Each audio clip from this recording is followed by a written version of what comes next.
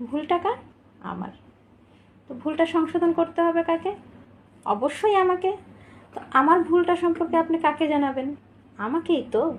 তো আমাকে না জানিয়ে আপনি যদি সারা বিশ্বের ঢোল পিটিয়ে বানান, তার মানে কি?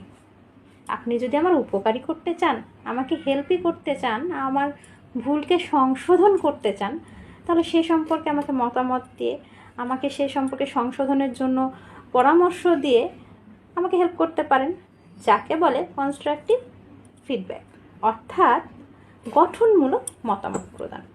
আপনি সেটা না করে যদি ধরুন শুধুমাত্র মজা পাওয়ার জন্য, নিজে মানে মজা নেওয়ার জন্যে আমার ভুলগুলো সম্পর্কে সবার সামনে রটিয়ে বেড়ান, বলে বেড়ান, তবে তাকে বলে পরচর্চা বা গসিপ। আর সেটা না করে আপনি নিজে বড় থাকার জন্য আর আমাকে ছোট করার জন্য যদি আমার ভুলগুলো নিয়ে সবার সাথে পরচর্চা করেন, আলোচনা করেন, তবে তাকে বলে ইনসিকিউরিটি।